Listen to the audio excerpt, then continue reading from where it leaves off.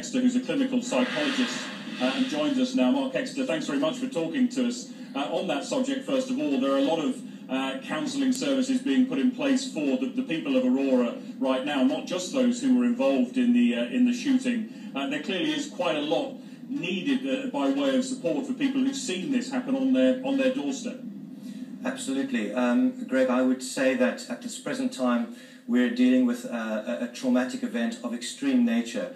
That means that people have been in a very relaxing situation in a cinema, unsuspecting, and then out of the blue there is this severe attack, life-threatening situation, and people are subsequently subject to emotional experiences that they are utterly unprepared for.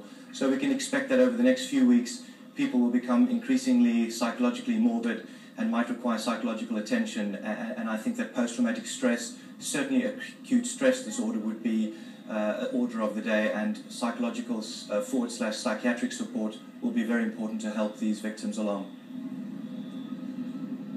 We talked to quite a few people who were in that cinema last night, who were the lucky ones who survived, and it was interesting talking to them that they all wanted to tell their story. They told it to numerous camera crews around here. It seemed a real energy, a real adrenaline about them needing to tell that story. Is that something you would expect to see, and is that part of the process of what they've been through?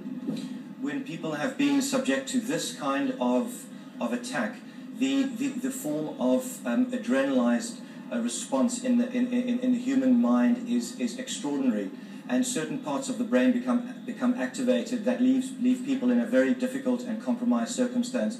What we've seen is people coming out of that situation wanting to talk, but if you look very carefully at those people, they look somewhat numbed, they look shocked, they look bewildered, they look unable to cope with what's going on with them. So they need to be treated very carefully at this stage, and they need to be observed, perhaps even psychiatrically observed, especially those who've lost direct family members. But even if we consider the fact that the Columbine massacre happened only miles away, there's going to be a re-traumatization effect going on, which is also something that will have to be very carefully observed over the next few months. I was going to ask you about that. 15 miles away, Littleton, Colorado, where the Columbine High School is. For the broader community here that has seen this happen and has seen this huge attention on their town, what sort of warning signs do they need to look for? What needs to be put in place for the people who weren't directly caught up in this, but have seen their community caught up in it?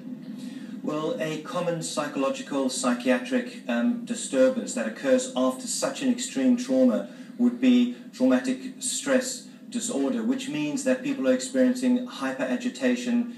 They're experiencing what's known as psychic numbing, a sort of low level of capacity to think. They're also experiencing depression, anxiety, intrusion phenomena. All of these experiences leave people feeling very, very distressed and disturbed, and often unable to talk about what's happening to them, despite the fact that they want to talk about what's happening to them.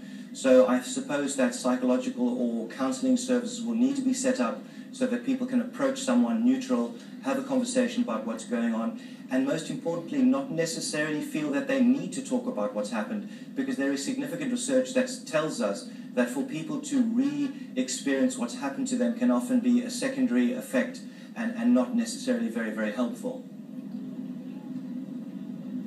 Marc Hekster, thanks very much for your time. It's obviously going to be a long road of recovery for those directly involved and indirectly involved, and the authorities here in